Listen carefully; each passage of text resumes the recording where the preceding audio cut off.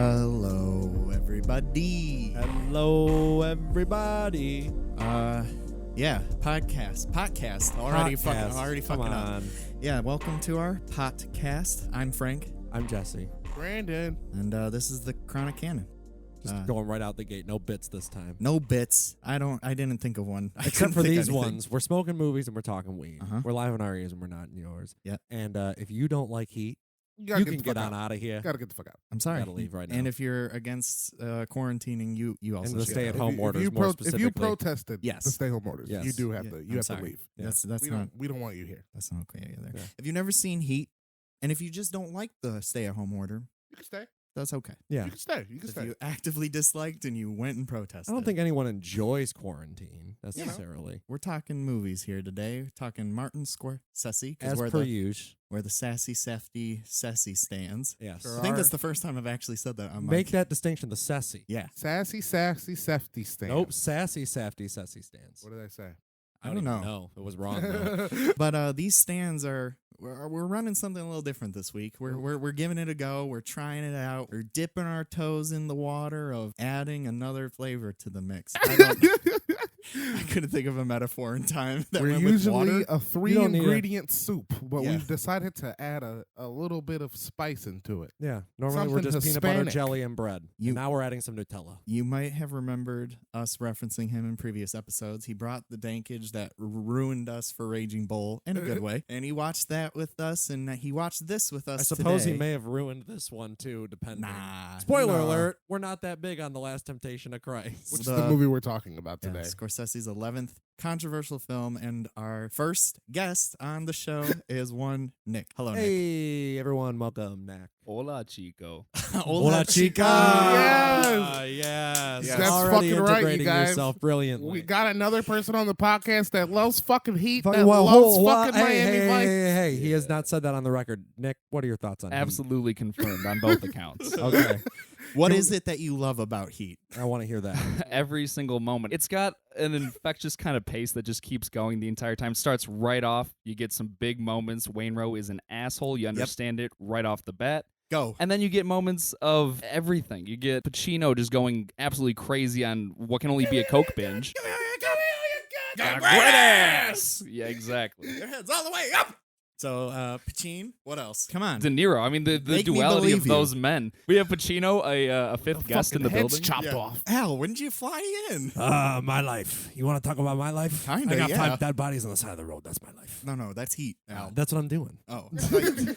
Wait, Jesse? I thought that was Al Pacino.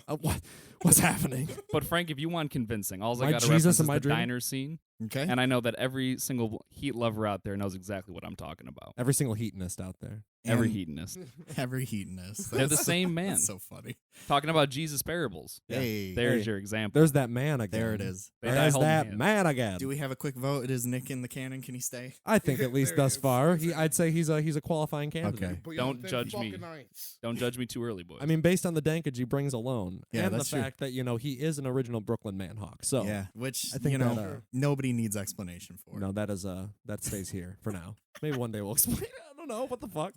I think we need to interrogate every guest immediately about their feelings of Heat. I mean that is the biggest rule and stipulation we set up at the front. you Yeah. know? Fucking lament to me how you feel about this movie, or you're out. or that you haven't seen it. Either answer's okay. How do you feel about contemplating at the ocean? Nick? I do it every day.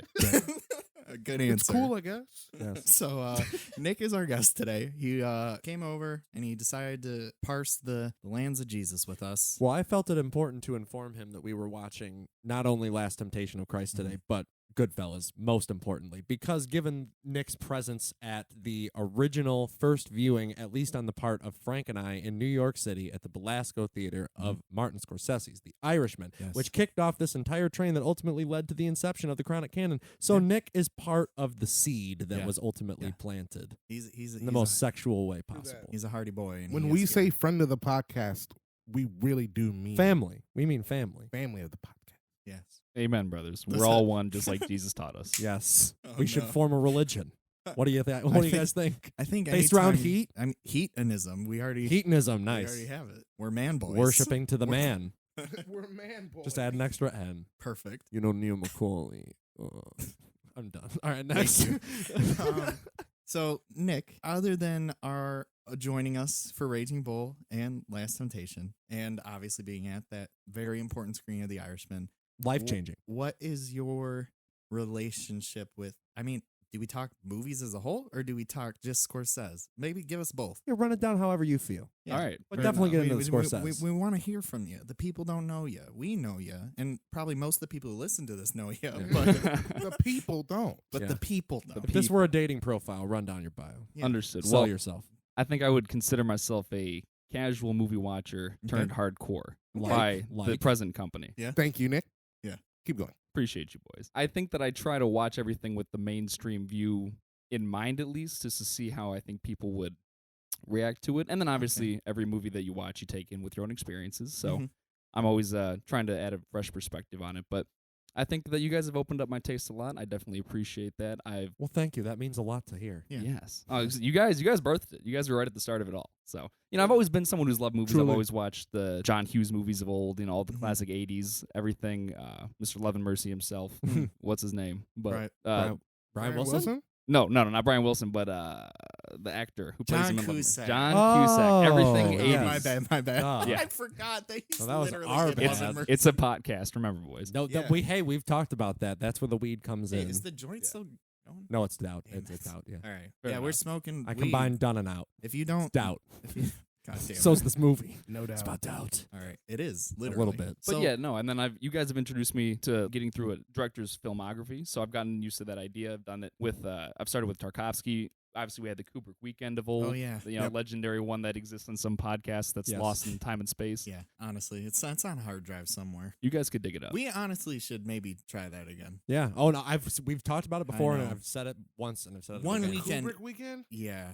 It is a lot. It's definitely a lot, and you shouldn't consume movies that way. But at the same time, that's what We film talked festivals about. are. Hey, we how- had a great time. Yeah, and it also was a blast. And can I also just say again for the record, I know we've talked about it at least once before, but Barry Lyndon was easily the most fun entry I in actually that was canon. saying that I want to watch Barry Lyndon. Like, that's something that's in the brain. You And just the gotta get only- stoned as shit. and- It's the funniest goddamn movie I've ever seen. I It's think so the funny. only movie affected by the weekend binge, honestly, was Eyes Wide Shut, which I normally just adore. But I think by that point, it was only Fatigue. Yeah. Everything else hit even harder than it normally does. So everybody, go next weekend and watch every single Kubrick movie, including the short films. Oh, Have yeah. fun. Yes. But Graduate. so And then we'll talk about them at some point down the line. It's Yeah. not like you're prepping for the future, not the immediate Yeah. future. Be patient. Yeah, God. You, Hasn't religion taught you anything? Sit down. Yeah, I'll say that does bring me to the most recent director whose filmography you guys have been helping me work through, and that is Yeah. Scorsese. Mhm. Spurred in large part by The Irishman. That was something that is absolutely classic. Granted, I've watched Goodfellas years ago. I think it's something that's obviously just one of the classic gangster movies. Have not seen Casino. Bit of a sacrilege there. That was the first for me last year too, only Yeah. hot off the Irishman's heat. So I don't think that's necessarily sacrilegious. no. Yeah, no, it feels like a classic just because Yeah. it's De Niro, and then you get Pesci back in there. But it's something. I think it's gonna hit when we watch it. I really do. I am excited to Yeah. give it another go. What about like all the Leo movies? Have you seen any of those? Like Wolf of Wall Street? Yeah, or Wolf of Wall Departed? Street I actually enjoy quite a bit. I don't mind a longer movie. I think he's really good at doing that because the Yeah. pacing is always fantastic. yeah. I mean, Well, Casino's most long of too. the time it's fantastic. We'll talk about that uh, today. Awkward. We're alone on that though. So continue. Well, yeah. So is he somebody that you'd say is important to you as a movie watcher? Or is Yeah. he more somebody you just like? Or where does this says stand for you? Well, as far as your cinephilic tastes are concerned, does Scorsese tickle your fancy, or is he just he's an artist in the gallery that you're gonna go see every time you go. And I think you have classic examples like Taxi Driver and obviously Goodfellas is one of the ones that I always think about, Mhm. but ones that just stand out as something unique in their time. And then you have things like Temptation of Christ or other ones that he's not quite as well known for, but I think regardless, you can always tell there's intention behind it. Mhm. And that's something that I definitely appreciate in a director. So I think he'll always hold some sort of regard as being one of the guys that you Okay. aspire to be. For you personally and in the history of film? Yeah, I think he definitely deserves to be remembered. I Okay. think he's I mean- contributed to the medium of film and to the idea of it. I think like in examples like Raging Bull, you have absolutely amazing cinematic moments, stories told that are true to life. We were talking about that as a possible topic earlier. That's something that exemplifies it perfect. That one's not necessarily a change of history, but a great replication of it and the feeling behind it.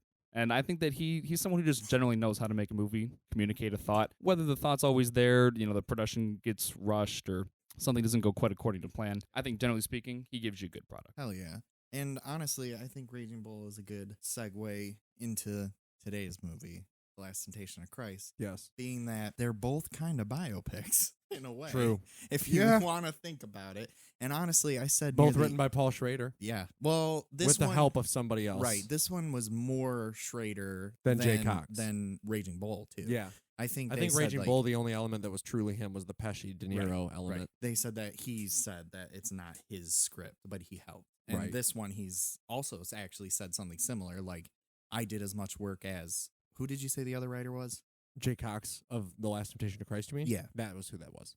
Jay Cox. And you can definitely. Who ends up co-writing Silence later on, too. And I think he ended up co-writing Gangs of New York, and I'm pretty sure he gave Scorsese, or somebody gives Scorsese Silence while he's making The Last Temptation of Christ, and that's what gives him the nugget to make that years later, too. His other passion project he tried to make for like 20 fucking years. Yeah, but I guess that sort of can take me back to 1972, back to the garbage pile that is Boxcar Bertha, in Yeah. which Scorsese works with one Barbara Hershey, Nice. who gives him a copy of the Last Temptation of Christ novel. Really? He reads it then and options the book back in the 70s to make for a film, but has it shelved for a long time. And he's trying to find just like the right moment to kind of do it, because I think he understood back then even that this was going to be controversial and this wasn't necessarily a safe movie to make. Right. Commissioned Schrader to write it. The script was made, sat on a shelf for like 3 years. I'm pretty sure I read that it sat in Scorsese's lawyer's office. And Scorsese's lawyer was even like, the script is bold, it's brilliant, but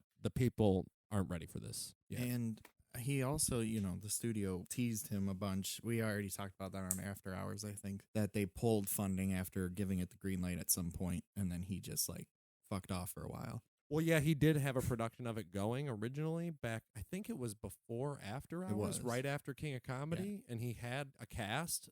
Sting was originally in it. I mistakenly said Sting was going to be in the movie in the last podcast, sorry. Get it together. But he was not in it. He dropped out of the movie and was replaced by David Bowie as Pontius Pilate. So he just always wanted a pop star to be Pontius Pilate. I guess so.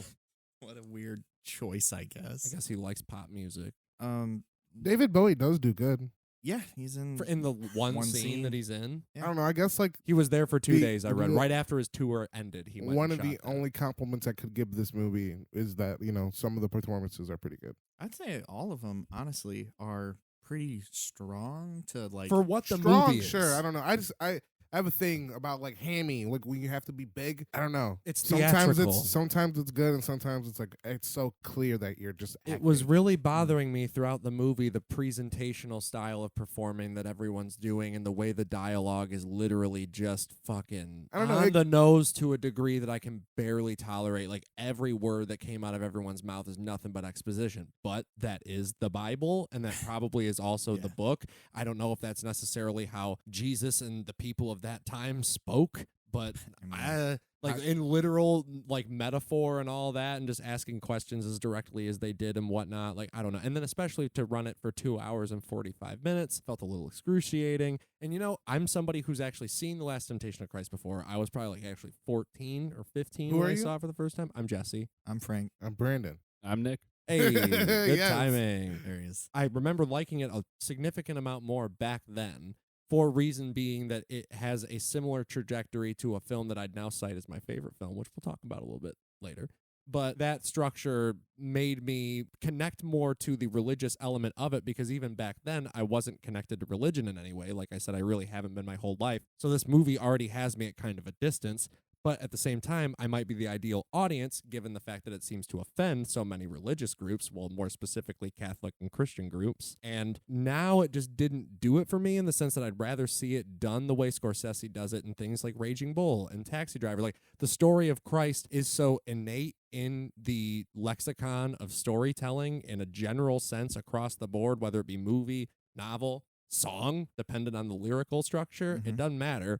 fucking the story of Christ is rooted in our ideas of storytelling. At least Western storytelling. For sure. And to see it done in such an obvious way is one thing, because obviously we're leading to the big twist, which, again, I don't know, we mentioned already. This is a spoiler-filled podcast. Yeah. We're going to spoil the shit out of The Last Temptation of Christ and probably a few other movies, too. So we'll say the title and then probably cover your ears or skip over it if you haven't seen it, because we're just going to go right through it. If you grew up in the West, you probably know how the story of Christ ends. Well, I'm not Just talking about so that. you I'm talking know. about The Last Temptation of Christ specifically, because at the very front of the movie, it is blunt about the fact that it is not a direct adaptation of the gospel. It is a play on the narrative of the gospel. It should have been, I don't know, Fictional. should have been more of a play and less of a gospel. Yes. I think. They Well, didn't I think balance it well. that's what I remember. Even at the time I saw it back then, thinking this is way more like the original biblical story of Jesus that I remember. I don't remember as much sex being in it.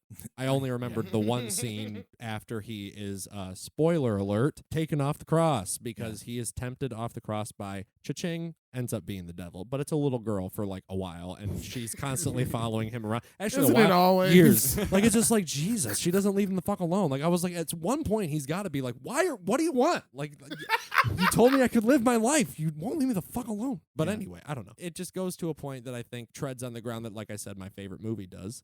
It's spoiler alert. It's A Wonderful Life. Yeah. Um, At this point, you gotta just let it out. and I think that movie does it much better in a very metaphorical sense and an emotional sense. And then I just think this movie is a weird, definitely an experiment for Scorsese, given that the rushed element of it. And the movie definitely feels rushed. He shot it in 58 days on a $7 million budget, told the studio that he was going to make it quickly in order to get it made because it was so passionate for him to get this movie done. Scorsese himself even said that the movie was made in a state of emergency. Every single day they were staging and improvising the scenes with very little rehearsal on the spot in Morocco, on location, probably in sweltering heat, under gruesome conditions, with a lot of extras and a lot of craziness and a lot of chaos. And I'm sure it was probably similar to what Hell on Earth is like. And Scorsese seems to thrive in those environments despite outwardly despising them, I guess. I mean, I don't think anybody would like to choose for something to be tumultuous if they're going to do No. it, other than Christ. But you said that you've seen this before, obviously. Yes. I never had. I believe this was also first time watches for both of you. Nearly a decade ago, if not Yeah. over a decade ago. I think maybe it is relevant. Let's put it out on the table. I think we're saying fuck it to the roadmap, and we're just going to talk shop. What are you guys' feeling about religion? Like, I think it kind of does matter to how you're intaking the film, because I think everybody's going to experience it differently. Nick, as you said, we all bring ourselves to what we're consuming. So, like, we don't have to go deep into it. Just, like, where do you stand? I think at the end of the day, religion, for most people that practice it, and certainly Catholic and Christian religions, it's a spiritual thing for them. Mhm. I find no spirituality in any sort of religion. Mhm. So I personally don't connect with it. I don't see any value in it personally.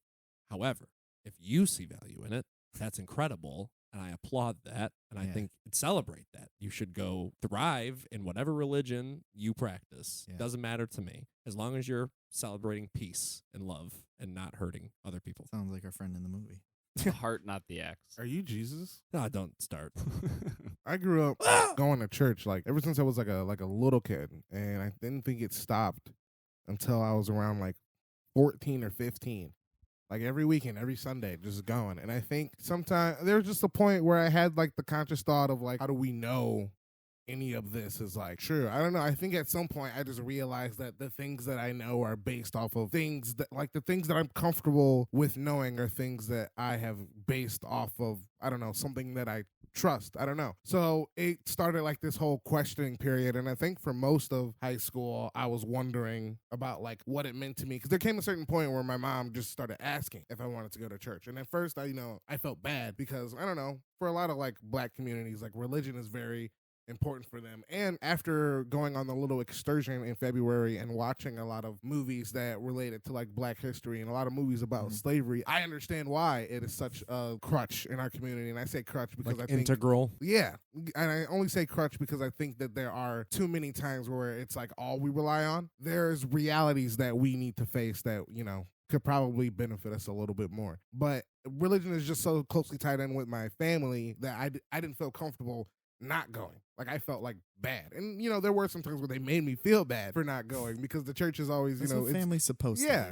do. You grow up like with the church. So in a sense, like your family sees it as your extended family. And it's like when you don't agree to go to like family dinner, it's like, hey, what the fuck? You're supposed to be here. So I think after a certain point, I finally decided like, nah, like I don't want to go. Like when I'm there, I'm bored. And when I'm there, I'm not like paying attention or feeling anything. And I think that is defeating the purpose. And I think that started the whole thing about practicing religion, whether or not I feel like there is a God, whether or not I feel, because I used to pray and stuff. And like while I was praying, I always felt weird. It's like, I think I'm just thinking. Like, I don't know what this means. And so, I don't know. There just came a certain point where I realized that like everybody has like their own God. And that you just got to find it in whatever it is. And if someone has found theirs, then I respect it. The only issues I have with religion is how it affects other people and the things that we ignore about it. Because it's multidimensional. Perspective on other people. Exactly. And I think it's a multidimensional thing. And it's so easy to just be like, no, this is right.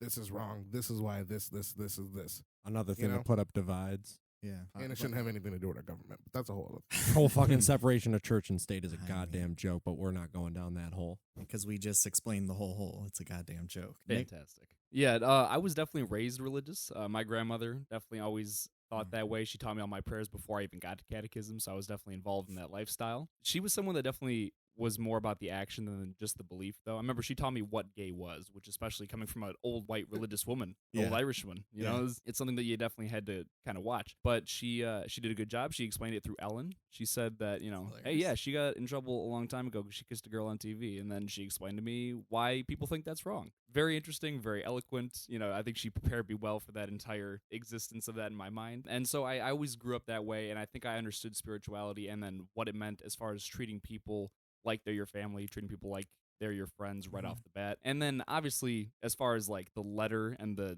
T of religion, it's pretty ridiculous. And it's something that I always just found myself questioning when I was younger anyway. I would always ask just the bigger questions, but it did get me thinking down that path where I was starting to think, okay, what are the things that are bigger than us? Where do we come from? Where does the stuff that we come from? It just starts spiraling that way. So it was my introduction to that, and I do think that it was useful in some sense because it has the structure. But I think that it's something that you do need to, as you understand more about yourself and your own experiences and how that plays into your perspective and what you're going to define as spirituality and what could be right or wrong for you, because everyone has their own preferences and their own needs. I think it's something that you just end up defining by yourself, kind of like Brandon said, finding whatever God is to you, whatever that means to you, spirituality, acting right, morals, whatever it might be. And I do still consider myself a pretty spiritual person. So, in that hippie, white girl sense, but I love it. So believing in the universe and all its eternal power. Yeah, we're all just one, man. Don't trust that's another thing that I think also changed perspective was getting more interested into space and the things and the unknown. I think once I started diving more into that and becoming more obsessed with that is when I really started basically being like, I can't say, because there was a moment where I was like, fuck it, no God. Yeah. I think the obvious like 180 flip you do when you're raised religiously, and then, obviously you're a teenager, you lash out and you go, there can't be a God, fuck this shit. I think once, I started looking into space and like the beyond and just like the ever expanding universe. And one time Jesse and I got really high and watched The Cosmos. New Year's Eve. Nice. Neil deGrasse Tyson looked me in the eyes and said, the same things that make up the universe are in your body right now. And I was like, holy shit, we are God or something, So I don't know, that like space definitely changed like my entire perspective on like higher power and other beings, because we don't know shit about shit. Oh, dude, the first time I learned about black holes, I was like, these are supposed to be the smartest guys? They're saying they're like, yeah, it's a big thing. We can't see it. It's a black hole. That's just what it's called. And that's the smartest guy? It's a black hole. Yeah. Okay. That's the best we got. And so then I realized, I was like, okay, everyone's full of shit, especially the people that claim they're not. So Yeah. This is the fun trajectory of the Catholic boy, of the Catholic school, and hating it for not religious related reasons. I just disliking school and not wanting to be there, and then blaming it for being a Catholic school. You discover that later when you're no longer in Catholic school. It's just school. So it became very anti all religion, like Brandon was highlighting. Gotta do the 180, right? And in between those two, there were periods of struggle. The wanting to believe, but doubting. Always the doubt and fear. Those are what drive everyone and what we're trying to like find some cure for, right? Or some semblance of hope or something good Yeah. And then I feel like in the last couple of years, I've just fluctuated from feeling agnostic and like pure atheism of the, oh, there's something, we just don't know what it is, to the, it's literally nothing. But even in the concept of nothingness, that's still something, right? So Yeah. there's like this undeniable something pulsing everything. Like Neil deGrasse Tyson said, we're all stardust or whatever. I think So- Stanley Kubrick said it first. I but hey. did. I do think he said it first. When he faked the actually. moon landing. Exactly. Yeah. That's when he discovered for sure Yeah. that Jesus was an alien. Just Google it. Hey, John Carpenter discovered that in Prince of Darkness. Didn't we talk Perfect. about that last We week? did. This is your first time listening. You wouldn't know that. You should go back and listen to that. Yeah. And start earlier than this, Yeah. please. But I don't know. In the last like year or two, I've come to a very a new confusing place towards religion. I feel like it is this weird, beautiful thing that, like anything else, is corrupted by people. Mm-hmm. And it's sad to think about people who blindly follow anything, even beyond religion, like media, even movies, government, your Marvel. schooling systems, like Anything. You should It's- always be questioning. you should be questioning, but not always skeptical in a negative way. Like there is beauty inside these morality things that you learn inherently from any religion of like what's supposed to be right and wrong. Because I mean, at some Even though it point, gets distorted at times. It's a how-to guide always gonna get with some distorted. spooky stories. I don't know. I actually have like a fondness towards it, like religion as a whole concept. And it like makes me feel good knowing that, like you said, it's there for people. I like almost believe in it too. Mind over matter is magic, right? That's been ringing in my head a lot lately. This fucking Frank Ocean. At least that's where I associate it with.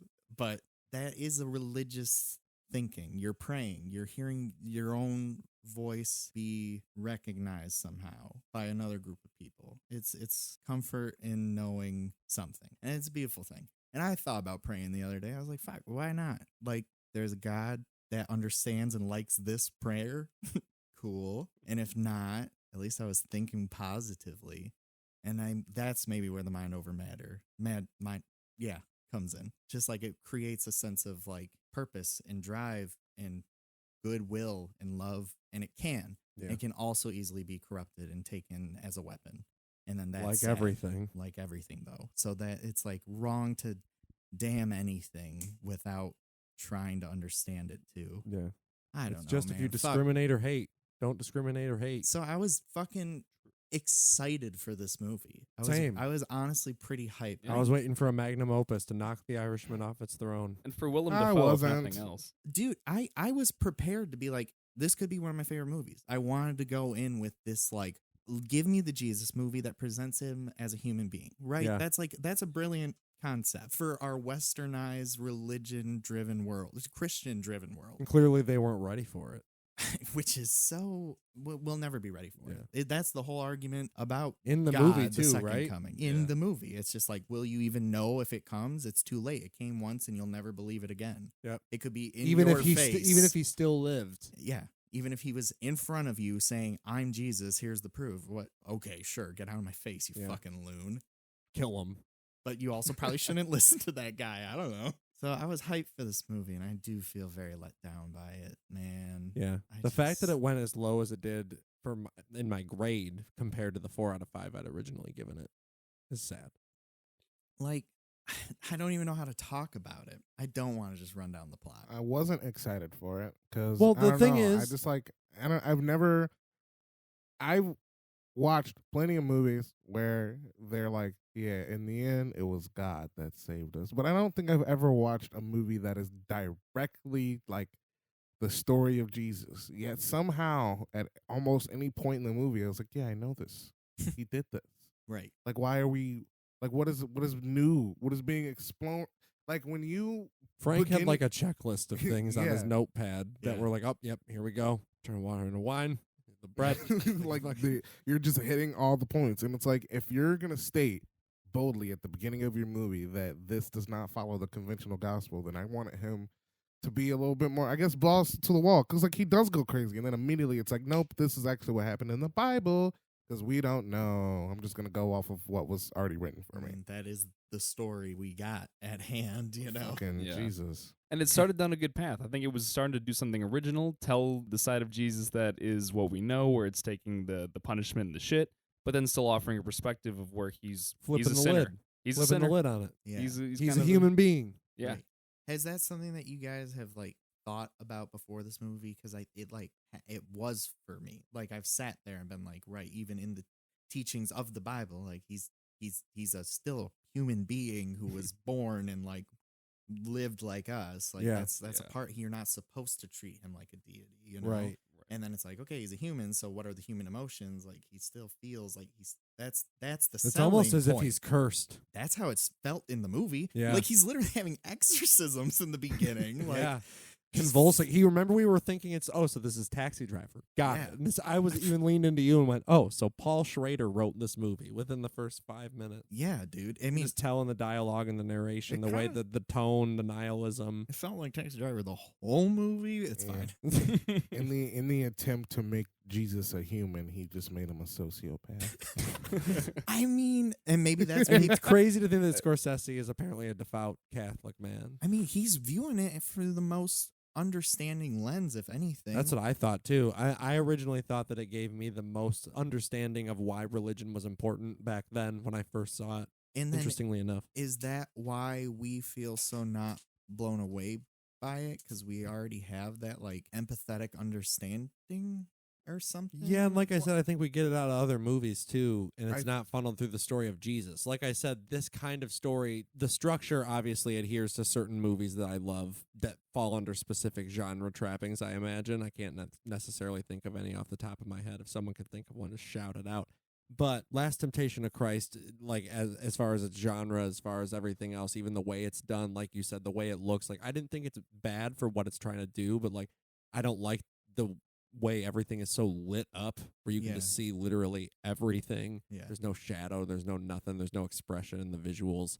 Certain scenes and certain shots, I was like, oh, that was cool. But it was very sparse. It wasn't the whole movie. And again, if you're going to run that for 2 hours and 45 minutes, you got to knock me out, baby. And Scorsese's knocked me out plenty of times. So I'm waiting for that hit. Yeah. He didn't really ever hit in this movie. Though I think he fulfilled his vision to his fullest potential at the time, except we could have cut out Peter Gabriel's score. Yeah. It was It's- apparently acclaimed at the time, too. We Really? got nominated for a Golden Globe. I think it won a Grammy, and like apparently is listed as one of the biggest influences on New World music, Yeah. which I is mean, insane. that's Peter Gabriel's like whole deal. I His know. world music, but I think crazy. it's important when watching older movies to like realize like the generational gap. I Right. think that millennials and Gen Z kids are a lot more like religious conscious just Yeah. because of the presence of the internet and having so much information on our Yeah. hands. And so earlier Frank made a good point when we were trying to figure out like what exactly we didn't like about the movie.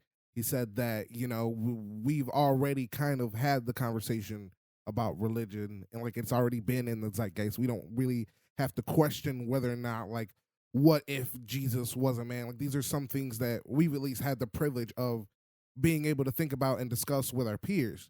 So when we're watching this movie, we aren't necessarily focused on that aspect because that's something that we already get, which at the time wasn't really like the general mood of the nation, I'd say. I feel like a lot of people who watched this movie at the time were confronted with the feelings of like, yeah. what if I considered Jesus was a person? And I think that does affect Yeah. because now we're looking at it just in terms of like, all right, we're judging Scorsese. We're not really judging Yeah. this movie. We are judging Martin Scorsese as a filmmaker. Like, all right, we just watched After Hours. We had a great time. Now Color of Money Color of Money. and Damn After it. Hours. We I mean, just- had a great time with both. We had a great time with the last two movies, and I know you guys were like pumped for this one, and I knew that it Well, was I his think you dream can have a project. great time being sad and feeling yeah, shitty. Yeah. Well, yeah. Unfortunately. Yeah, sometimes if it provokes deeper thought, which Yeah. I was surprised that I didn't feel like Yeah. it was. I was hoping for that. Yeah. Though I think that you made an interesting point that you said it made you more excited to watch Silence down the road. Yeah, a movie that I was like allergic to simply out of like religious retort. I was like, Jesus, no, get it away from me. probably very unfairly. Like in retrospect and thinking about what I just watched, I'm like, I think Silence is the improved version of this. And that makes sense. Now we've come to a new age of understanding. So we Scorsese's older, closer to death. Right. So now he needed an update. Society needed an update of the same type of story. And interesting that at the start of his career, he's handed The Last Temptation of Christ, the novel, and then during this production, he's handed Silence, the novel. And they are very similar. I'd have to see it again to know for sure, but I remember being struck quite a bit by it when I saw it in theaters. I mean, we're gonna be watching. I know. I'm excited. I'm excited. Liam Neeson, that's for Adam sure. Driver. Is it that Silence is just not the story of Jesus, and it's a story that's not as familiar, so you're not as intrinsically linked to the narrative, knowing where it's going to go? Because even when the twist quote comes in Last Temptation of Christ, it doesn't necessarily thwart your expectations too much. Because I mean, even the first time I saw it, I knew, oh, it's going to be a dream. It's not going to be real. Yeah, that's going to be the devil. There's no way it's not going to be. It took me a second to know for sure about the devil. I was skeptical. Maybe Silence, though, is just that it's more consistent. Like, more consistent of a movie. Last Temptation is kind of inconsistent. Yeah. Well, I feel, in more detail, what do you think? Well, because I think it does start off on the path that Jesus knows what he's doing, that he's struggling with these things, but he's actually conquering them. He's making progress. He's working for the Romans, and everyone hates him for it. He realizes that he is wrong, goes out, literally visualizes his demons, and then beats them. He visualizes himself on the cross as like penance. Right, to put himself in the place, and then realize that, okay, I am everybody, and that's should why treat I everybody thought like that he was getting crucified at the beginning. I was like, whoa, Yeah. are they really pulling like a true It's a Wonderful Life? Like, he's going to kill himself right at the front, and fucking, Not well, quite. he's getting crucified right at the front, and then we go back, but that's not what happens. Right, but and it would have been satisfying if you had it follow that path all the way through, where it's him struggling with it, and then learning, struggling with it, and then learning, because they started that path where he was struggling as a normal person, then he became the prophet, and then he was good at the prophet at first, but then he kind of struggled with it, and then it could have been a full redemption story from that, but I think it took too many side arcs at that point. Like you said, being, 2 hours and 40 minutes, whatever it is? 2 hours and 45. 2:45. Way too long for this. It didn't, there was a lot of stuff it could have cut out and Well, kept it's the just whole story. it just felt redundant in that I feel like if you live on this planet, especially in America, you know the story of Christ pretty well, even if you don't realize you do. Right. Once it's being presented to you, it's almost like you're hearing a song that you know from childhood very well, and you're like, oh, I know the lyrics to this shit. And What the fuck's going on here? So we are literally at like a level of like movie making. We're removing the Jesus element. We're not applying an emotional, cultural perspective to it. And therefore, that's why it feels like a biopic to me. I Oh, thought like- the exact same thing like, while watching it. it's I like- shouted when I heard you say that. I was like, yes. Because it's like it's running down the check marks. We got to see this scene and this scene.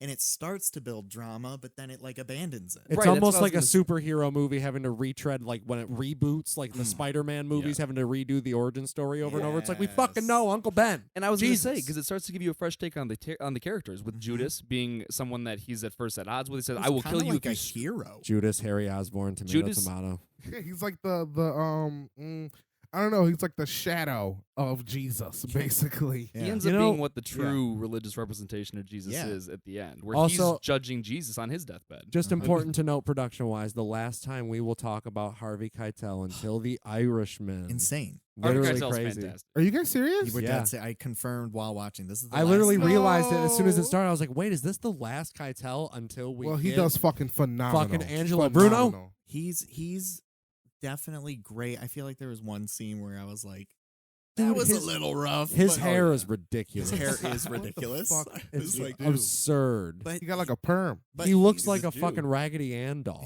He sells it. He sells it in the scenes that he needs to, though, for And sure. Yeah. with the dialogue and the script he's given, again, everything is just so theatrical and in your face. Yeah. Your face. I think it makes a failed attempt to try to be big and grand like the Bible. It's a Yeah. 2 hour and 45-minute movie. It's got these big performances with big names. Isn't that crazy? And it just falls flat because there's no substance. Like you said, I think it takes road stops along the way of the original stuff that it starts to do with his relationship between these characters, Mary Mhm. Magdalene, Judas, Pontius Pilate at the end. I mean, there's things they start to do originally and then it takes these road stops to do the story of Jesus, where he does the Yeah. miracles, and he finds I mean, this thing. I even said during the movie, is this Scorsese's attempt at the epic? And I know that in the Raging Bull Yeah. episode, I sort of called Raging Bull the pseudo-Christian epic at the time, but I think that more or less applied to the fact that it hit the audiences the way it did and hit us the way it did, Mm-hmm. but as a descriptive term. But this is a literal epic Yeah. in the production scale, in the grand elements in the story, and the fact that Jesus is so worldwide. And Well, and actually, to make a direct comparison, Spartacus is kind of what it reminded me of with the crucifixion. interesting. obviously. I didn't like Spartacus And that much either. No, either, because it's Yeah, it's it's- another Kubrick like epic, Yeah. movie, but it's epic by Hollywood's old standards that just Mhm. don't apply to what a modern audience wants, what we're Yeah. looking for in a movie, because we've seen it done in much better ways. Yeah, That like is I said, true. it felt like Scorsese was rushing the movie. It didn't feel like he was bathing in it the way he got to with The Irishman and like Raging Bull. He and shit wasn't like that, ready. clearly. He got cocky after Color of Money, dude. He is Fast Eddie. He is thought- Jesus Christ. And he clearly, I probably would have been worse if he made it before, like After Hours. Yeah. Imagine how much his career would have just. Though I do fell want to apart. point out that I think that it might be the craziest jump in cinema history to go from that to Goodfellas. Yeah. Especially given the controversy and literal violent outburst that occurred. How many years? Two. What? Wow. It's Sorry. pretty much it's pretty much a fuck you. That's Scorsese's attitude is like fuck you. When does that stop? Is it after Goodfellas?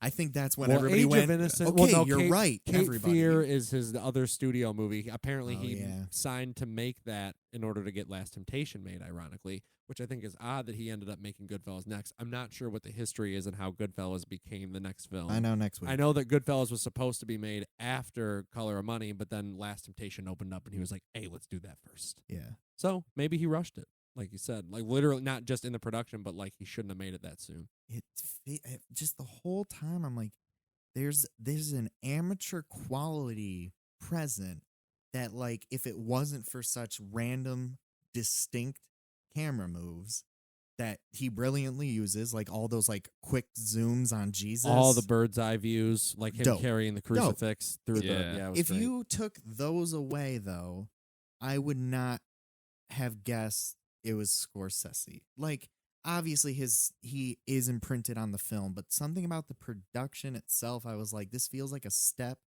down from like a new filmmaker almost. It was Yes.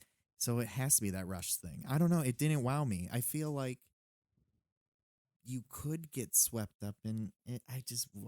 When I was watching it, I don't know. it felt like I was watching a play turn into a movie. Yeah. Does that make sense to you guys? Yeah, like sets. Well, that's It- why I said yeah. it theatrical. Yeah. And that's very performative. Like, Yeah. it all very, the actors, it all very the much- dialogue, very much felt like I was watching like people who had done this live and were now doing it in like a front of classical camera. play. Yeah, Which is And I think ironic. that's what took me out of it. Yeah, because it's based on the book too, so you'd think if anything it'd be more meditative, especially given the content, and it just completely abandons that to try to go for a big budget. It feels Proud- like proud Not a teaser. big, but it was a small budget. Well, that's $7 I million. got it right But it here. was going for the feel. It wanted to feel like Right, this big, epic. epic crowd pleaser for some reason, and I think he was trying to play to that big audience that there is in the West for this kind of movie. Yeah. But then, like I said, it pissed so many of them off, and also I think that even someone who might have enjoyed it has a tough leg to stand on because it's not outwardly enjoyable in the way it's crafted. Yeah, I don't know if And it the was trying to be a mechanics. crowd pleaser necessarily, because it definitely isn't apologizing for the liberties it's taking with the material, Yeah. and it's definitely pretty blunt about the things that it's showing. Like, it's gruesome for what it is.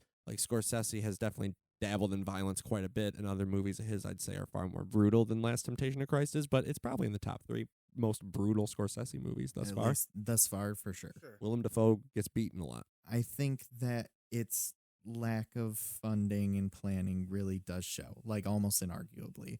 You said it had a $7 million budget at the time, which is 15 today, and it only made 8.4 at the time, which is 18.2 today. And that's cut down from the original production, which I'm pretty sure had 14 million. yeah, so it just like suffers a little bit, man, and it's disappointing to think about. And I'm now picturing Goodfellas, and it's crazy to me what a step up in like quality. Because it's what he was born to do. You know, he gave in. This is his first real gangster movie, if you're not counting Mean Streets. I think you could count Mean Streets. I think Mean Streets is the precursor. Yeah, without it, there's no Goodfellas. Yeah, but and we it's- kind of said that Raging Bull has a similar energy. Just I think maybe in the Pesci De Niro, but that might be a bias almost.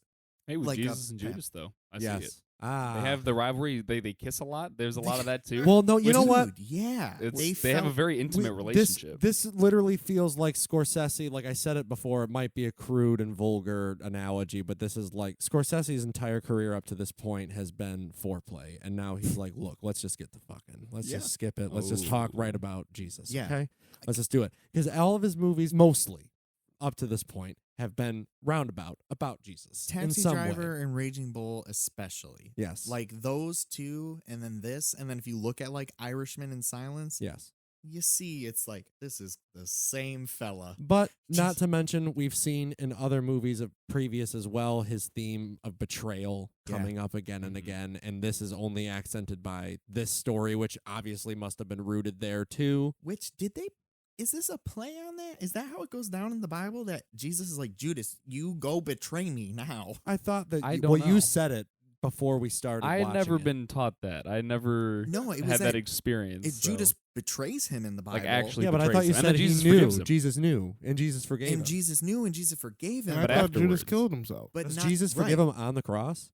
No, before He's like, "I forgive you," He- like he's shouting like- down to him. no, he's like, I forgive you when they show up. I don't remember ever being taught the part where it's like Jesus is telling hatching him a to plan. do it.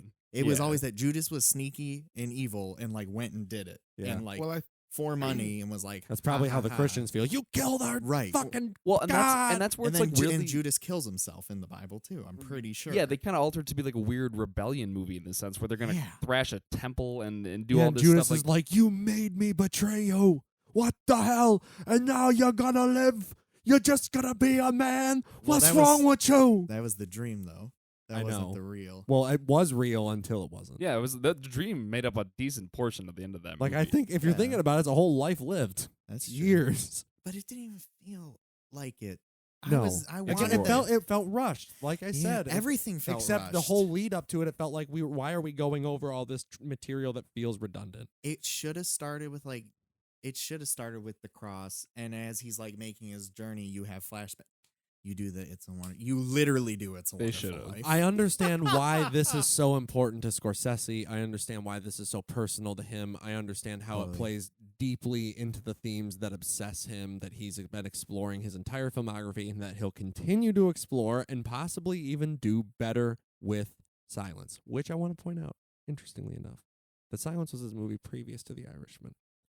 I started Goodfellas in November, hot off the heat of The Irishman, if you will. And I was amazed at the fact that I thought that the movie felt immature. Similar to how we're kind of talking about he's not ready totally for what he's tackling. And I think, granted, Goodfellas is still leaps and bounds better than how I'd feel about Last Temptation of Christ. But I do think The Irishman is also his best update on that genre. Yes. And if Spoiler. Silence takes over that religious genre, Yeah. that's an interesting way to work. Nearly 20 years down the line? I wonder if we can start looking back and see if he's literally echoing his career perfectly. That'd be fucking cool. We'll look after this pod, and we'll let you know soon. Yes. Something I remember I wanted to say. It feels like a. I feel I'm cut it if we maybe cut. I don't know. Just if it feels like a freshman thesis paper or not a freshman thesis paper, but a final paper about like theology, like the script, like something about it feels. It's very like, on the nose. and where it's not like exploring anything. It's just it like, leaves nothing like. to isn't Well, it crazy if this was a hard decision? It theoretically is exploring things. It's just not exploring anything that I felt like I was taking anything from that connected But to me. don't we all agree doesn't that make it felt sense, like but- it was all surface level, right? Yeah. To me. Yeah. Like including like even the ending didn't go as much as it should have probably. And in a Yes. 3-hour movie, Well, I'm far more satisfied with movies like It's a Wonderful Life. Capra did it better. Yeah, he did. And I think another big flip that I think really ruined it for me is when Jesus goes full evil. I mean, we thought for a second that it That's actually Pulls his wasn't goddamn Jesus. heart out. We thought it was an apparition of Satan, which Yeah. I guess is, again, part of the temptation aspect that he was trying to bring forth to the table. But it didn't work well because it was just so out of the blue. And I There also was no think that build my up. childhood introduction to Willem Dafoe as the Green Goblin and Sam Raimi's Spider-Man has only shaped my view of Willem Dafoe as a genuinely scary man in some sense. But I love Willem Dafoe with my full heart and soul. Right, but then there are moments in this movie where he's supposed to be scary. This is Yeah, he rips his definitely. own Oh, yeah. heart out in front It's of a them Paul Schrader in script. this scene. There's red lighting, it flares up. You talk about theater dramatics, this is it. Both. And everybody just cowers in fear before him. This is the time of the axe, no more love. It's like this is Yeah, the literally axe is wild. antithetical to everything. And this is what Judas has been telling him to do, and he convinced Judas to follow the love path. And as soon as Judas bites, just to almost be a dick is what it seems like, Jesus goes in to say, now we need to bring the axe. yeah. And Judas follows him the entire way anyway, but it's something that Jesus has no consistency on. Judas ends up being more consistent, and in going from the axe to love and staying there for the rest of his, dream sentence life, and Jesus completely flops on that, doesn't have any morals that stick. He talks more about fear than he talks about faith. I mean, it's something that's very antithetical to what we all know about Jesus. And in the same sense, it does try to capture what Jesus is, and I think that's where it falls flat, because it doesn't pick a side. I see. Like almost go full character or go full Bible. Yeah, like In a because way. they, like I said, they do the check marks, they hit all the notes, but then they also start to develop him as his own free-thinking person who maybe doesn't want to be the son of God. That's something he struggles with in the beginning of the movie. That once again they touch on here and there, but it all feels very shallow. It doesn't feel like he's really thinking about it. It feels like every once in a while it's like, oh yeah, remember that line we wrote in the script 100 pages ago? Get this back in right now. Similar to how this podcast follows a roadmap of the plot generally, this movie probably used the Bible and the story of the Bible heavily to roadmap the production, in the sense that if it was so rushed and so hurried in that they were improving scenes and staging scenes the day they were shot, I'd have to imagine they'd have to have some sort of idea of, okay, well, at least we have to know how to run and gun this script if we have to cut things down. Earlier, I don't know if it Condense was the material.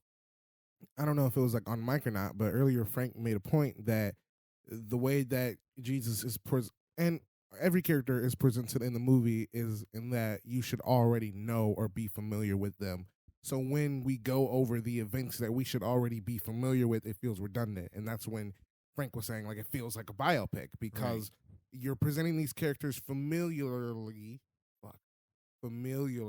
Yeah. and you're also showing us events that we should already be familiar with. So what new are you bringing to the table? And then the new that you do bring is sparse and it doesn't make sense and it takes us out of the movie. And it's like it's flip-flopping. And that's, where they fall short. I generally feel like I am good at putting on the lens of the time, but for some reason I couldn't. You're right. I feel like 1988 we're blown away by this movie, but today it just fell to the standard we've already grown with Scorsese. And hey, I also think that on top of that, we're in the minority generally. Yeah. Like, this is not the populist opinion on this subject. Sorry. It's in the if you- Criterion Collection. I have it on my shelf on Blu-ray. It is a well-regarded movie around the horn. Sorry So if we you are weren't not, coming. and I don't think that this is a bad movie per se. I'm just not that fascinated or intrigued by it. Well, I mean, it depends on your definition of bad. Just kidding. It's not bad. I just think that some of the technical execution could be a little bit I don't know if I better. could have That's a made part of it. Last Temptation of Christ necessarily. Yeah. Well, I mean, Yeah. and when I $7 say million technical- in 58 days? Fucking kidding no, me? definitely. You're right. And I mean more almost script structure than anything. I can't believe that got past the cutting room floor. It shouldn't have. I mean, there's a lot of stuff that they could have cut down, structured better, made Yeah, more I don't know. It consistent. said the script that was co-written by Jay Cox, like we mentioned, and Paul Schrader apparently may or may not have had some negative thoughts about his work being chopped up by Scorsese or somebody else who gave it to Jay Cox. But I don't know. The script may have been a mishmash of things that didn't necessarily coalesce to a cohesive product. A consistent product to round that back. There it is. What we haven't talked about it. What did everybody think of Defoe? He's like- fine. You did good. I think he's good. I think he's pretty dang good. I appreciate it. I think. That I mean, he like, was- it's Willem Dafoe. You're going to get something good Yeah. no matter what. He Well- he didn't blow me away like I was expecting. Well, I it's funny guess. because actually he had a lot of more of the Willem Dafoe, classics than I would have expected him to. With a lot Classic of moments. with the expressions and the flare ups of just yelling at people and getting freaky and doing the Willem Scary. Dafoe thing. Yeah, he did it a lot more, and he has moments of peaceful contemplation as course. Jesus, like you'd expect. But he hits those high notes that you'd want from him as well. I can't remember where I read it, but I remember reading something once that referenced that Dafoe's most Christ-like performances are actually in Platoon and the Florida Project. Like choosing to ignore Last Temptation because he's not that Christ-like at the end of the day. No. But then Platoon and Florida Project, he is literally an angel. Yeah. And it's hilarious. Raising the fucking arms to the sky. Yeah, It's his so performance beautiful. here reminds me almost more of like Wild at Heart, where it's very one-dimensional and Interesting. and My name is memorable. Bobby Peru. Yeah, he's not that scary. No, Fuck. not like that. But some of the Which might be my favorite Willem Dafoe performance. Does anybody have a choice off the top of their head what they'd say is their crowning Dafoe achievement? Lighthouse, no doubt. That's actually, as much as I don't like The Lighthouse as a whole, Why I do spill your beans? think His that's up performance there. is a highlight. He's, Hark, Triton. it was the role he was clearly born to play. Like, so Willem Dafoe was put on this earth to be that guy. An old sailor obsessed with the light. Don't forget about Bobby Peru. Bobby Peru's a real good I, would, choice. I would say as Norman Osborn, just because that was my Dude, you introduction. can't It's- We've discredit already it. mentioned It's it. No, good. he's amazing in everything it's he's so in. good. And then when he makes all of his comebacks throughout the trilogy too are just so good. Okay, but maybe Life Aquatic. I was about to say he's amazing in I that forgot too. about that. He's the funniest part of that fucking movie. Why am I on the B team? Yeah. I want to see Streets of Fire because I know he's in that. Yeah, I'm sure I he's forgot amazing he's in it. that actually. Who is he in Finding Nemo? He's a Gil. Oh, he's great in that. if you He's count the one voice with the cut. performance. Oh yeah, I hear it Nice. now. Where he's like, "Kid." I mean, he's always good in the Lars von Trier movies too, Yeah, for what they are. I've only seen Antichrist. I'm pretty sure of their collabs. Yeah, he Uh, puts it all out there. You see his dong. He ain't afraid. You kind of do in this one. Yeah, Yeah, a you little get bit. You You get get some some side temptation. dick. You Mostly testicles. Definitely see the balls. Yeah. Big old throbbers. The phrase popped in my head. I was like, I gotta say it. I don't care. Cut it. I don't know. Kill no, me. No, Cut it and kill me. crucify you. If you don't like that joke, tell us at Chronic Canon on Yeah. Twitter or the Chronic Canon at gmail.com. Now Yeah. you have to leave it in. Yeah, thanks guys. That was the plug. Fuck. I don't know. Willem's great all the time. And he's Yeah. but disappointed here. And as far as Scorsese is concerned, I think we've talked mostly like how we feel he did is in this production. But It's a bad show of being a director, honestly. Like I don't think he accomplished his mission. Like from a technical standpoint of getting your story to the screen. I feel like it's being that rushed. I don't think this is a story that could be told rushed. Like this feels like this needed to be a giant production. What did Yeah. Egg Boy say? Ebert, oh, he likes it. He put it in his great movies. I I know was that. gonna say there's no way he didn't. The only movie he disavowed was The Color of Money.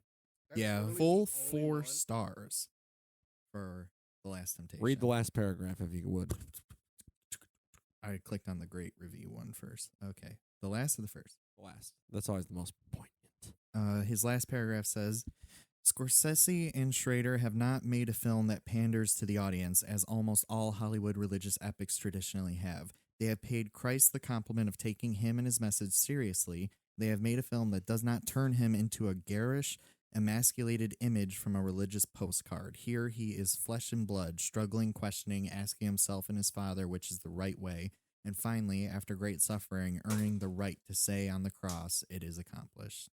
Which All was true, a but I very don't care. good last line, like a nice way to end the movie. And then that crazy film strip. Which Oh yeah. I want to mention was an accident. That was the film opened up and light came in, and that whole last sort of mosaic looking film strip, like dying, was not intentional. But But they left it in, you and they were leave it like, in. "Is that an accident, coincidence, or is that divine intervention?" Hey, Ooh. what isn't? We'll never know. Exactly. But and what's the difference if you chose to do And it? Peter Gabriel will take you out. It's a good song at the end. I didn't like the music Oh at no, all. the music through is the very movie, distracting. So weird. But the end doesn't credit fit. music was Yeah. well. It started. I'll still good. disagree. Okay. I don't think it fits at all. I liked Because it. Jesus just died on the cross after coming back and fulfilling his purpose, and then you get kind of like a jazzy number. I liked it. Yeah. It It's was okay. fun. It's okay. When I saw the film strip before you said it was an accident, I thought that was Scorsese acknowledging that there must be his meta elements that have been present everywhere, and the only one I could think of immediately, because I didn't feel it throughout the movie, I was like, I guess he is suffering the same crisis of faith that Scorsese has clearly been reckoning with. But I thought the very end was he finally made the movie. It is accomplished. I did it. I finally made this movie. I just thought of something. We don't have to get too deep into it because I think we could talk about it for hours. But does it really count as a sacrifice if you already got to experience your entire life if you didn't do it? Ooh. Like is it really like? Does him going No. back actually not change anything because it's no longer considered a sacrifice? But did Unless he? it wasn't real. You were Right. about to die as a man and you just switched places. Now you're just going to die as Jesus. I always thought he was just like he's sitting there on the cross, like losing blood in And the even- head, I and don't just know. like has like a vision. They have had moments of him literally convulsing on the ground, having visions before, so I don't think it's far fetched to necessarily say that. He does God have could have some put sight. that in his head. Right. Even God then, sent I don't Clarence know. down to visit George Bailey. If it felt real to him, then I think that makes the That's difference. That's If fair. it felt real to him, I don't know. It's just something I thought about. Where it's like if you truly do get to experience what life would be like if you didn't do it, then even if you go back and do it, it's not necessarily a sacrifice because now you don't have to wonder. Unless, of course, it's just a vision and it's just a thought, and now you get to think about what if. You could think what if, and it's still a sacrifice because you don't get to experience it. But I don't know. The movie kind of leaves it up to ambiguity, so I'm going to be an asshole and say, maybe he didn't sacrifice. Of course, that's see. You're tapping on the perfect paradox of is there such thing as a selfless act? Oh, dude. Yeah. Because there isn't. There isn't. If you boil everything down to I'm doing it for good, that's still your choice of you're doing it because doing it makes you something. feel good. because you believe in good or goodness is right, and you're consciously choosing to do it no matter what. And that in itself is a selfless act. And We're let's so not go down the fished. rabbit hole, you know? We already tapped it. That's You know what it. we should That's do, what, though? that's just what I wanted to say. That's all. Yeah. That was my And little it's thing. an interesting thing to apply to this because Not many interesting things to apply to that. Hey-oh. So I feel like that's an apropos point to be blunt. Right? Let's be blunt. Okay. Does Fucking- anybody want to say anything else about this movie? No. All the performances were good. That is the compliment I'll give it. All the performances were really good. Okay, let's be blunt. Fucking not in the canon. It sucks. Okay, do you really think it sucks? Like, what would you give it? We always say our star ratings. I was gonna give it. I think I'm gonna finally rest at a 2.5.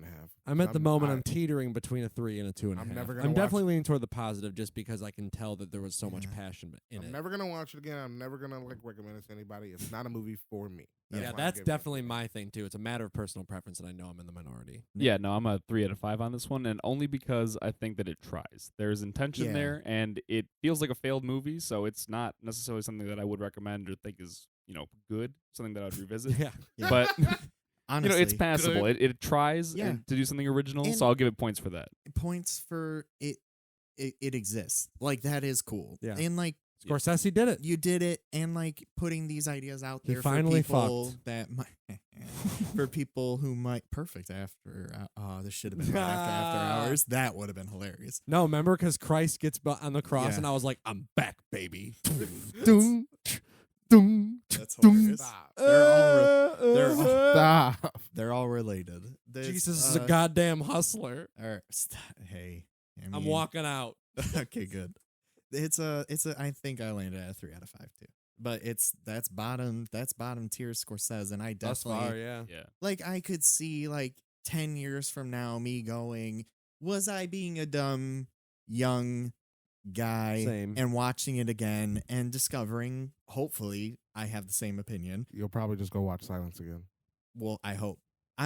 Now I have hope for that. I Yeah. have faith that Silence will play better. And what's the Amen. actress from Boxcar Bertha's name? Barbara Hershey. Thanks oh, yeah. for giving her a redemption. Kinda. Thanks. She's barely in it. Yeah, that she is. really threw She's me really off. just Yeah. like she's kind of like Anna Paquin. Yeah, in the she Irishman. shows up to fuck. Like that's it. He watches Never her mind. fuck, and And then he's like, she "Forgive fucks me." him. And what other scenes is she in? He stops her from And getting then She stoned. shows dies. up at stuff. Yeah, she dies immediately after boning. He saves her from being beaten. Yeah, well, she's stoned. just more suffering for Jesus. That's it. Yeah. I guess we all are, right? She's a prop. Yeah. She All right, never feels mind. like heavy on the Scorsese prop claims to me. I was She's not a shocked. well fleshed out female She's character. not for even him. like a character. No. I was like, Well, the thought there was focus gonna be is so definitely much Jesus more, here.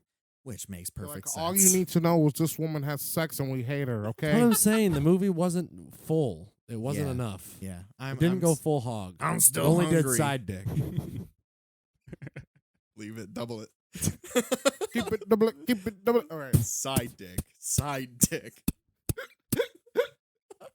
So Kill not me. in the canon, right? No, Fuck no. And like, okay. I think if you're deep diving Scorsese, it should be considered essential. Yes. You gotta More than watch it. Color of Money and more than After Hours, and Yeah. like understanding the says. Yeah. Because this is a dream project of his. But it certainly is not a canon favorite. Yeah. And it No. is not very fun. And you might at be like the all. majority and think it's profound and Yeah. moving and Fuck. brilliant. Good for you. I believe you. Yeah, if I'd that's what it recommend does for watching you, It's a Wonderful Life, which I think is a perfect time to segue into a separate topic that we were going to discuss. In that, religion aside, because religion seems very specific and inclusive or exclusive? exclusive. Exclusive. Thank you. See, I'm a goddamn moron. Yeah, you should not listen to us about anything. I know I'm wrong all the time. It's Yeah, fucking it's ridiculous. okay. I hate myself so fucking As long as much. we learn and grow Yeah. or something. Anyway, No, so but for real. Hey. We we're all have gonna our crosses instead of there. talking about our favorite religious movies and being exclusive to that, I thought we should talk about movies that we find to be personally spiritual. Yeah.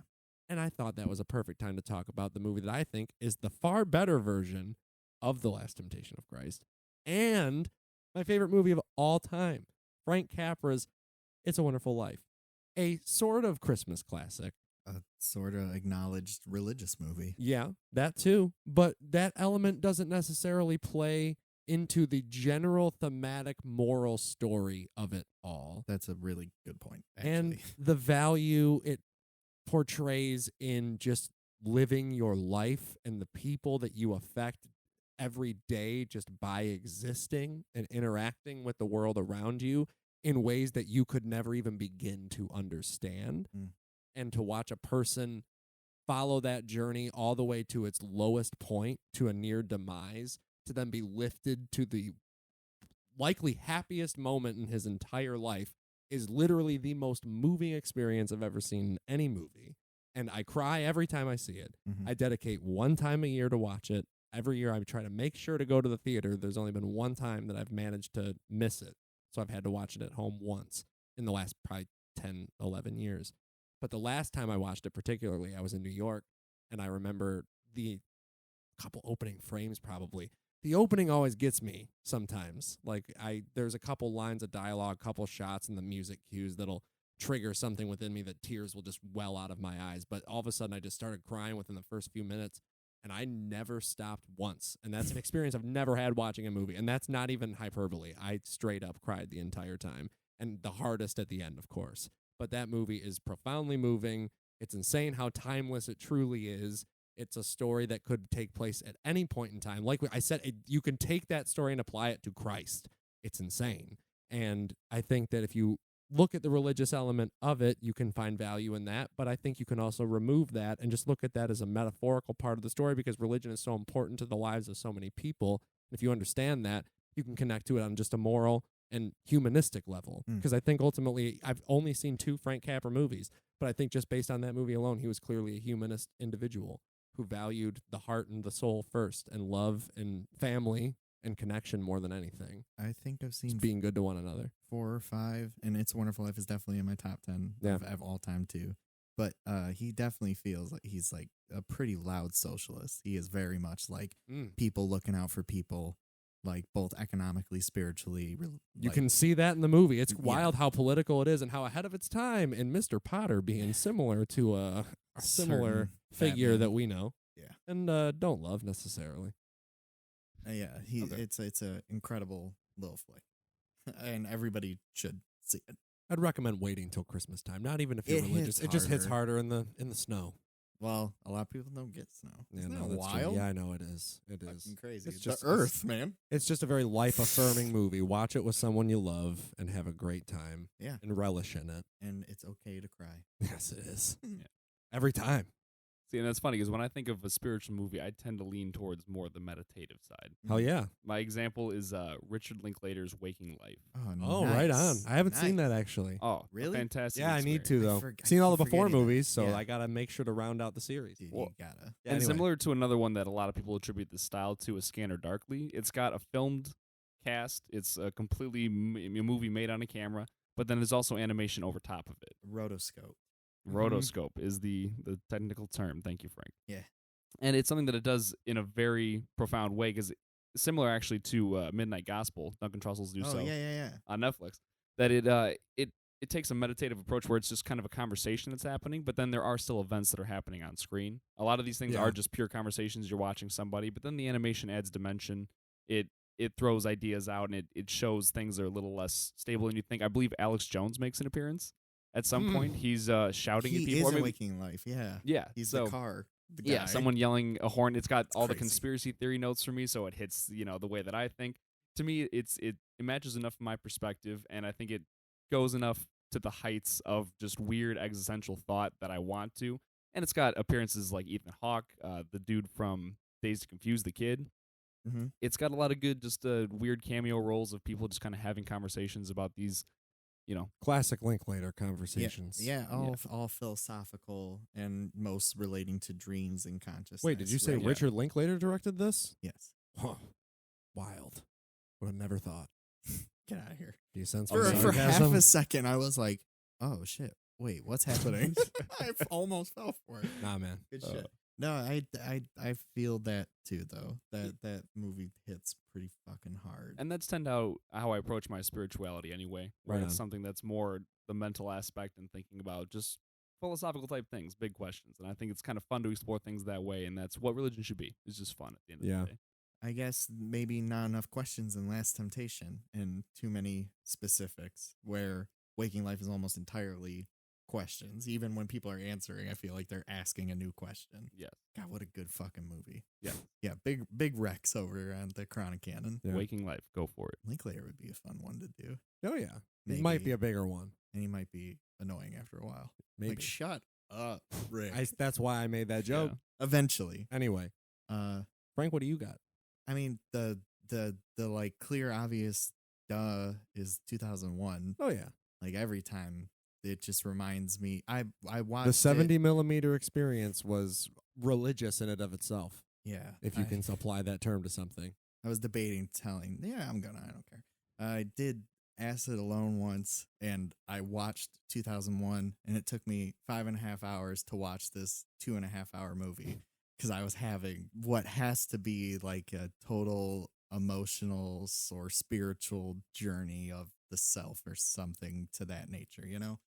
And so 2001 is just that movie to me. It's like, this is my feelings about everything beyond individuals, like a larger scope look at everything that fills me with the same feelings that I feel people do describe via religion. And that's why it's like definitively my favorite movie. And then it's just nice to look at, which that should be a part of spirituality. Look at the stars. Like, cool. Hell fucking yeah. It's like literally, it's insane that was made in 1968. So that's Redundant to say, but still. I think it's also weirdly the most, like, I guess probably alongside It's a Wonderful Life, honestly, like optimistic movie ever made. My number one and my number two. And I get how you can interpret it a bunch of different ways, but I think it's just pure, like, journey of the human species, and it's beautiful to watch every time. Drugs or no drugs, but the drugs have helped. I also saw it on shrooms in theaters, and that was equally good. Was that when we saw it At the Redford. second time? Nice. Yeah. I was on Yeah. shrooms. Very I don't know if incredible. everybody knew that. It was fun. Brandon, what about you, man? So I thought of two movies, two pretty pretty heavy movies that sort of, I guess, when I think of spiritual, I think about things that speak to me at my core and things that sort of make me recognize things, not necessarily either about myself or about the world. So the first thing I thought of was Love and Mercy, but I had to think about why I felt that way about Love and Mercy, and I think it's because seeing that at any movie that appeals to like my idealistic nature automatically has me roped in because I like to think realistically, but I live in a fantasy world. I can't help it. That's just the way my brain works. Is that I'm just like always thinking things are gonna work out in the best possible way, even though I am also planning for if it's not. So like movies that like try to paint the world in like a beautiful way do appeal to me. And that is what half of Love and Mercy is. Half of it is this beautiful movie where yeah, we can make music, yeah, we can do better. And then it's also like half of John Cusack's being the same character saying like yeah, you can grow older and you can recover, like your past can like doesn't have to haunt you. But then you get both halves of that same movie also showing you the negative sides of that. Like you don't always completely recover. And yeah, you can make music, but like you also have to face your own demons and how to. And I think watching that made me like, I don't know, like recognize things within myself that I think I was ignoring. And that created a great change in me. I watched it in a tiny room with a bunch of friends and just ended up having like a panic attack and running outside and just needing to be in the air and breathing. And I remember everyone kind of like having relative same reaction, just like it was a catharsis moment for the entire friend group. And then the next one I want to say is way more recent with the Shoplifters, something I saw at the top of 2019. And it was a really, emotional time for me. It was just out of a breakup and was like trying to like find a new job and was just like kind of like stuck in my life. And it was another movie that painted the world and like it showed beauty and the harshness. And the little things too. It was something that is so like a core part of my being is definitely it's the little things. And I think it's because I saw Zombieland at the time I did, but it's just like something I've always thought about is that it's the little things that make up like like a beautiful life. A beautiful existence is always in like the smallest of moments. And I always appreciate that. So this movie is literally just made up of those. And I won't go too far into detail because I think that everybody should see it on their own. It's one of the most important movies I've ever seen. Yeah, please don't spoil it for me. But it paints it made me recognize how idealistic I am as a person. Just how much I really, really, really, really, really want everyone to be like okay and together, even though that is not anywhere near close to my reality. You wept hard. And yeah, when that movie ended, I was in the Henry Ford Theater at the DIA. Oh, it was the Detroit Film Theater. Oh, Detroit Film Theater at the DIA, and I was sobbing. It devastated me to my core, but it also made me realize just how hopeful I am about the world, and I think that was important to recognize. So those two movies were important in that. I think they have like shaped the core form to like my being and how I think about the world and how I view myself and other people. Those are my two. Do we collectively all agree that The Irishman also falls into this category? I especially think so because of the fact that it's a movie that not only brings us four all together as one, but it is what inspired this podcast. Yeah. It's certainly a powerful movie. It is what lit a fire under our butts to go, cinema is alive, damn it! Yeah. And we got to talk about it. Thanks, Papa Sassy. While smoking. So do we also need to give retroactive credit to Last Temptation for getting us to have all these conversations today? Right, yeah. I mean, dude, I think that I think regardless of giving it that credit, it's not in the canon. I'm not saying. I don't know. Okay. I'm not going that I never far. said it was a bad movie. it's like Nick just not said for me. earlier. Religion is good because it's a foundation for thinking about things bigger than yourself. And so if religion thank is in you. a perfect world, you get to have your choice, and I Yes. choose not to. So like thank this you, Last Temptation of Christ, for letting us view movies better than you. movie. Yes. Yes. Precisely. It has value, just not for us anymore. Fucking, I know it's short, but does anyone have anything else to say? Well, I don't have much to say about the movie or anything of the topic that we just discussed. Oh, do you still want to do what we recently watched? We don't have to. What? Oh, How we deep should. in are we? 85 minutes. Oh my God, that's shocking. Yeah. Okay, yeah. Let's. What did All you right. guys say? So, what have you guys watched recently? Yeah. That was the payment. How's the peeping? We should probably watch that movie Amen. so we can know the joke. I mean, actually. it's a very funny movie in my eyes. Right? I What can't- movie is this? The Talented Mr. Ripley. We'll show you the clip after this. Tommy. How do you look it up on YouTube? You just look up Tommy How's the Peeping. Insert the clip now. Thank you. Thank you. Oh, you're welcome. Thank Can Phil. we do that? I just did. All right. Fuck him. Fuck 'em. Phil's dead. What's he gonna do? Haunt me? Oh, I wish. Haunt? If you, That'd be awesome. if Hey, I anything think he'd bad- appreciate the joke. I'm sorry, Phil, if it offends you. Yeah. In the afterlife, don't haunt me. Actually, do. Shut, No. do- shut. Do I want shut to up. haunt me? Shut Yeah. up. If you had the choice, real fast, I'm so sorry. If you had the choice, if Philip Seymour Hoffman's ghost would haunt you, you'd say yeah, Mm. right? Well, speaking of spirituality, Personally? ghosts are awesome. Yeah. Ghosts are cool. Speaking of spirituality, ghosts are My name awesome. is Zach Bagans. All right. What Okay, is no. happening? Anyway, fucking. Nobody answered my question. Yes or no on the Yes. haunting? Philip Sure. Seymour Hoffman. No. Come on. Yeah. I'll take your haunting. It depends how, but I mean, I don't think he No. would do it too bad. Anyway. Yeah. So Actually, anyway. I'd say yes because I live with Jesse. I do it for him. Anyway, Oh, fair. who was what, What a- were what we a on? What roomie. were we talking about? What we've recently watched. What got us to Philip? I don't know. How's the peeping? Oh, how's the peeping? That's Yeah. right. Okay. So somebody go. So Well, okay. my most recent watch is that 12-minute short, 1975, Japanese directed, called Atman, which means breath and self. Again, kind of relating back to spirituality, how appropriate. nice. And it, to me, felt like, I keep using this word meditation, but a meditation on horror, where it's just all about structure. Well, you know I love that. And it's, to me, it was fun because it's completely style. There's no story at all. It is one subject wearing a creepy mask and a camera rotating around in the same fashion, but with different editing and lighting and sound. And it really does pull together the feeling of a horror movie and its pacing, even where it slows Kinda down. like and, pulls you into a mood or an atmosphere. yeah, and it does it where it speeds it up and makes it super intense, and then it slows it down, gives you a false sense of security, and then goes back into some crazier shit. And then there's a transformation, and it, to me, very interesting, done in 12 minutes. I enjoyed it quite a bit. Oh And yeah. especially, you know, for a short film. You can't beat it. It's on YouTube. Go check it out. Atman, Atman. I watched it. You told me to watch it. I watched it. I forced you to. It felt.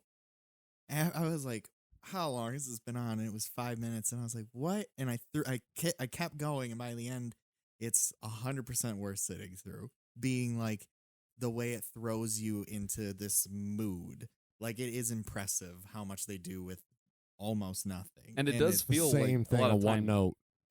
it's crazy though how inventive it is. Because I felt the same way. I was like, how is it still going? Yeah. Like, how long have I been watching this? And it kind of follows you into that time loop. And I like, again, the concept of the title where it's the Hindu term where it's, you know, breath, self, who you currently are, and then also the universal consciousness that we all are. Yes. And so taking that and meditating on it in a way that is a weird spiritual Unsettling. journey. Yeah, it's that if you go to these depths, if you think about these things, there will be unpleasant parts.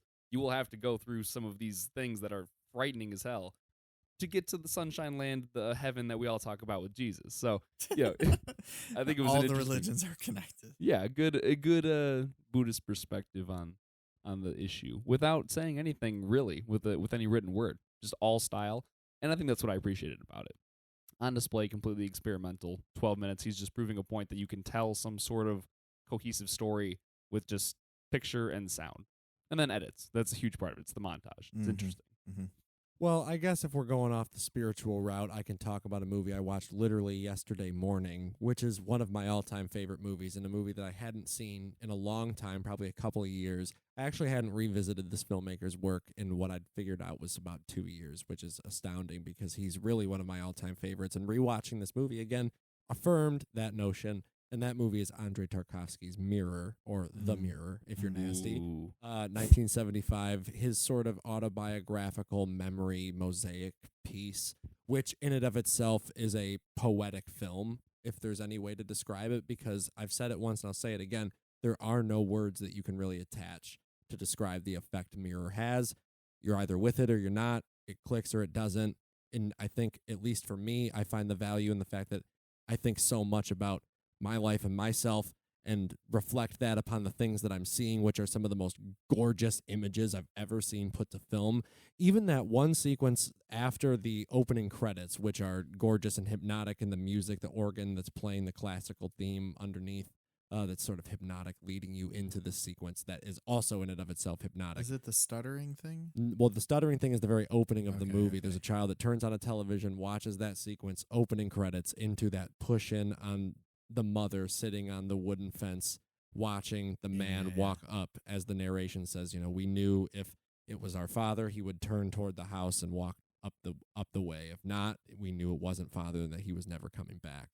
And there's this sort of sequence between the stranger and the mother character that's in the film, and the camera traverses the scene in this sort of mystical, ghostly way that felt just akin to being one with nature. And I think that was something I took away from it on this, is that Tarkovsky was not just a filmmaker, he was the camera. And I think he applied that literally to this movie, given that we never truly see the protagonist. Everything is viewed from this omniscient sort of camera perspective.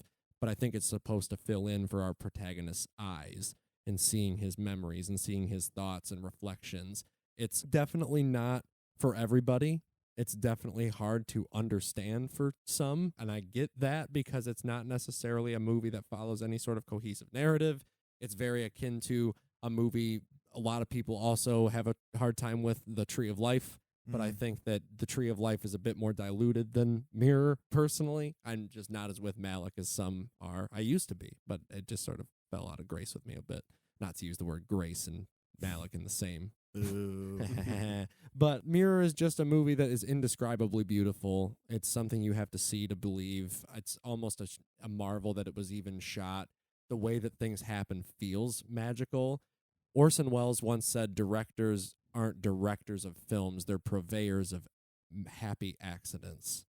That's all they are. And I think that if anything, there's no notion that's more true than in Mirror, because I don't know how he would have had any control over that, because if that's the case, he's inhuman. It's unbelievable that the movie operates in the way that it does. It's like a movie that operates like water dropping off of a roof after a rainstorm. Well, yeah, and that's what I actually like about Mirror, is that it really operates on a movie that's told a story through complete feeling as opposed to direct narrative. That's feeling, not understanding. And you can understand through feeling, not words. Yeah, they can tell a complete story with just emotion the entire time. Tarkovsky was one of a kind. Yeah, exactly. You don't need the full context. You just need to know what the character's going through at the time and believe it. And he sells it the entire time through his dreamlike. Yeah. It might seem a bit pretentious or snooty to some, I'm sure, because it's very, very, very, very artsy. It definitely falls in the camp of an art house film, but I don't think that should be a deterrent in seeing something different.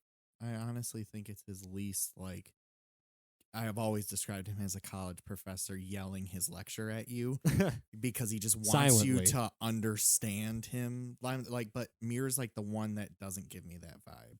It gives me like his truest like meditation. It just feels like stream of consciousness, literally. Like just like all feeling, like letting go of the like cerebral brain, like I must talk philosophy, even though that is in there still. Yeah, I feel things that I've never felt like in any other movie. Honestly, I'm going to keep this spiritual train going for a personal one. This one is going to seem probably the most out there of the films you've both mentioned, but I rewatched Inherent Vice. Oh, hell yeah. I was actually thinking about that in terms of these spiritual type ones because it feels like a trip almost. Yeah, it does. And I have decided, at least for the moment, it's my favorite PTA. It's mine too. Who is like my favorite director other than Kubrick. And like, honestly, after this last rewatch, I was like, PTA might literally mean more to me on like an emotional level, where Kubrick is definitely like a brain level, technical, and so they are like they feel like the two halves of like what I search for in movies. What Tarkovsky didn't like about 2001, apparently, the lack of emotion. Idiot. I'm just kidding. I mean, I'm not idiot. Yeah, that Tarkovsky guy doesn't know shit. Anyway, just kidding. Obviously, I'm in a word hole of word vomit. Inherent Vice. PTA is beautiful. It's a movie that I think you can literally watch any way you want. Something that I talked about similarly weeks ago with Burning, where you can almost watch your own movie. With Inherent Vice, if you want to like intensely focus on the story, you can unweave that web. I've seen it 5 or 6 times now, and I am not lost anymore. Like, I literally am confident I know what is happening in that movie. The Adrian Precious stuff always threw me off, and this, I'm like, that's how he connects. Okay, I'm there. Or you can watch it as just like the character study of a guy chasing the old love, I or think you it's can the watch feeling movie first. I And do think too. I think that if you want to do the plot, that's like fun after stuff. Like it's like if you're willing to sit with it more and more times. I think that's you choosing the movie you want to watch I suppose. because I think it's completely there. And as is, I think like, it's hard to understand on a first watch, no matter what. I think you can also Yes. watch it, turn your brain off, and just laugh at the literal things happening on the screen. Like, Lunacy. I'm not gonna pay attention at all, and I'm just gonna absorb, almost like a silent film. You probably could watch that with this. No, a lot of the jokes are in verbal, in lines and responses and reactions. Might so, be my favorite Martin Short performance. I mean, what else compares? He lights up the screen. It's and amazing. I think it's You're all the- getting paranoid. Well, and there's nothing better than Josh Brolin deep throating the banana. That's his I'm best sorry. performance. It's his best performance. I show I don't give a everybody shit. that scene. I don't give a fuck when he swallows the weed at the end. Everything. It's all incredible. the subtleties of Bigfoot's character are marvelous. Oh, and the first time I watched it, I remember in the theater just going, "What the fuck did I just watch?" And I'm pretty sure I want to watch it again. I But sit wasn't in for the even next sure one. how I felt the first time, but I was like, Oscar, give it to him. He's amazing. every 'Cause it feels so different. every time I've seen it, I find more things to adore, and I find it being a movie that I think of very often and connect it very strongly to my feelings toward love and like Bridget. It's fine. I was like, do I say this on the microphone? I don't care. It Hey, ignites lover boy. strong feelings. It's this Pussy. yeah, I know. It's this nice movie. I feel like you can get anything you want out of it. It somehow runs the gambit of all like human experience. And Doc, I realize, might literally be the only nice noir protagonist. Yeah, we ever. talked about that. Like every noir part of it is being a tough guy, a hard ass, like no nonsense. Tell me what you know. And Doc's whole way of doing it is like, I make friends with people and then they're help me later. Yeah. Like he's so kind-hearted and good-natured, and even though he's like Not in good graces with the law necessarily. I fucking love that movie. It blew me away on this last watch. Let's watch it right now. It's Fuck so good. Goodfellas and Inherent Vice. I mean, I definitely like it better than Goodfellas. There's I no mean, me question too. about that. But Goodfellas is still pretty fucking good. I'm excited to watch it. Brandon, what have you watched lately? Can you connect it to spirituality? No, Perfect. I Take can't, us out of this because hole. I haven't been watching a lot of movies recently. I've been playing a lot of video games, which some of the games I'm playing are kind of like movies, but that's just my own personal opinion. But recently, the only thing of merit that I'd like to talk about would be The Thing. I know Oh, last fuck yeah. week Nice. we That's got spiritual. a little bit into John Carpenter Yeah. with Jesse having watching The Prince of Darkness. Mm-hmm.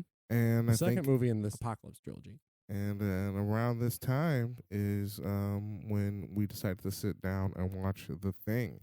And I'm not a big guy on horror movies. I was raised that you shouldn't ever pay somebody to scare you, so I never saw a lot of them in theaters until I met my friends that I have today. But when it's done well, it's cool. And most of the time, a lot of the old ones end up being funny, which does help me. And this one was certainly cheesy. I had a lot of its little tried to be one-liners, but overall it was suspenseful, and that's what I liked. I liked not knowing what was gonna happen, legit being curious as to all right, there's only one person I know for sure is innocent. What's your favorite scene? What's the? I feel like there's an answer, but we'll let you say. I don't know, man. When I'm trying to think off the top of my head, my favorite scene. So obvious. Yes. What? No, come on. No. I want to know now. the blood test. Yeah. What is that's like peak cinema? Yeah, Just it's, wow. It's the most tense shit. Wow. No, and then I remember after I'm getting excited. I remember when we were watching it too, because I showed it to him. We were sitting through that sequence, and then the scene happens where the blood goes crazy, and then the one dude lifts up off the bench and goes into the ceiling, and it's crazy. And they light him on It's fucking fire, and fucking everything goes nuts. terrifying. And then all of a sudden, it just cuts to silence. And then they're checking the other two guys' blood, and then Brandon just bursts into laughter, and because Yeah. they got to keep You going. have- you have to. That was fucking that was- crazy, but that was the we can't point. stop. I'm yeah, timing we knew for that was this gonna happen. goddamn chair. The visual effects, Jesse mentioned body horror before we watched it, and it is really good. It is really, really, really, really, The really, effects really are good. unprecedented. I will to this say day. that. I was expecting it to be shitty. I will say that. Going in, I don't know, hearing how much Jesse like ranted and raved about it. And Hearing I how was much Jesse liked it, I assumed it would be shitty. like, because Oh. you only recently told me that it wasn't about the swamp thing. Which That's is what your was- fault, not I know. mine. I wasn't blaming you. Okay. You didn't let me finish. You got You hurt. guys, kiss. It's Corona season. Don't encourage that. Come Oh, here, shit. Judas. Judas. I'm and Jesus- Judas? Yeah. Did I betray you? Hey, Judas No, is better you're in the that hero. movie. What? I betrayed you. You betrayed me? That's what I mean, Jesus does. In the movie, to be clear. Yeah. Yeah. The Bible is different. We're Yeah. pretty sure. So say, don't compare me to Jesus. Don't put me on that pedestal, you freak. Or Judas. Don't, Or Judas. Don't Neither, be compared yeah. to either. Okay, we Fucking shouldn't kiss. Judas. The Thing It's is a good great movie. Yes. You Dean should- Cundy is a good cinematographer. You should watch John Carpenter's best score. That's Ennio Morricone, bro. I know. I'm just trying to It's dunk on Halloween. Carpenter. But Carpenter's playing video games and taking paychecks. Dunk on him all you want. He's laughing his that's way all the true, way yeah. to the bank. It's fucking me What do right. you guys I love mean that when you man. say he's playing video games? He loves video games. He's like, I'm done with movies. I play He video scored games the most now. recent Halloweens. Yeah. The 'Cause one he that's needed coming out money. too. What does he play? I don't know. Probably lots of cool shit. I want to look into this. Yeah. He did a after. tour recently. I wish I would have gone. And also just quick recs. Revisit The Thing every couple of years. It literally only gets better, but don't overload on it. Yeah.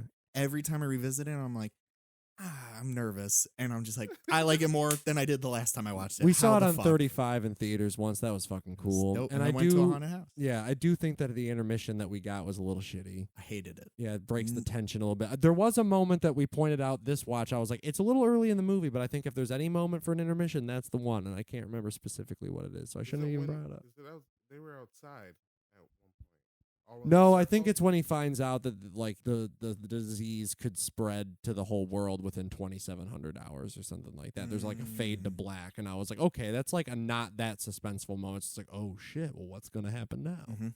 As opposed to like we're in the middle of the shit. Don't fucking pull me out of the middle of the shit to just launch me right back into the middle of the shit. Yeah, was the intermission right before or after the blood test? I thought there was like the you gotta be fucking kidding and like all that before like that definitely happened in the first part. Okay.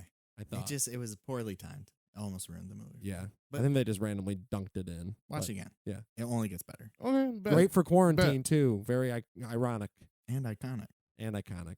Kurt Russell McGrady. I also want to watch Aliens soon. Yeah. All right. I heard it's a really good sequel. I know we talked about that last week. Well, we've reached that point in the episode where it comes time to thank Nick for being here as our first guest on the Yes. Chronic Canon. Way to go. Good for you. You are officially in our Chronic Canon of guests. Yes. So welcome. You Yeah. are inaugurated. You are the first And to some- exist. Add some fireworks in here. Good for you. I'm Yeah. so glad to pop your guys' cherry on this. In the It's Christ perfect. episode, too. How fitting. We do wish it was on a movie we were more jazzed about, Yeah. that we could have But I had think a at more this point, maybe we lively should discussion. definitely bring you in on the Irishman at the very least. Oh, I would love that, especially with the That's- experience we had at the Belasco. I That's feel what like I'm saying. Yeah, it plays into the entire passion we have about the movie. Integral.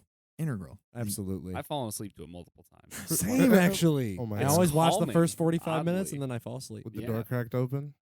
Oh, Such a good fucking We'll movie. get there. Soon-ish. We're not about to really. watch the baby version. Yeah, the prequel. it's little brother. Brandon's never seen it. God, this is Nope. so exciting. You're Hope gonna you like like it. You're gonna like it. I'm It's good. excited. I'm really, really, really, really, really excited. Honestly, right. I think it's only gonna hit better after Last Temptation for us. I'm so sorry if this wasn't what you wanted it to be, and if it's exactly what you wanted it to be, let us know at the Chronic Canon. No, At Chronic Canon on Twitter or the Chronic Canon at gmail.com. Waka Waka. Thank you. Follow us on iTunes and Yeah. Spotify and Give us subscribe support. on YouTube. Give Rate us us 5 money. stars. Comment nice things.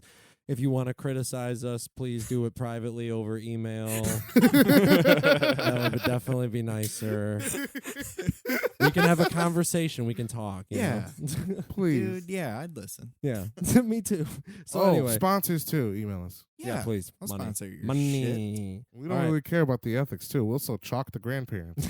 Why not? Well, that's that, everyone. All right. So I'm Frank. I'm Jesse. Brandon. And this time I'm Nick. Yeah. And we're Goodbye. signing off.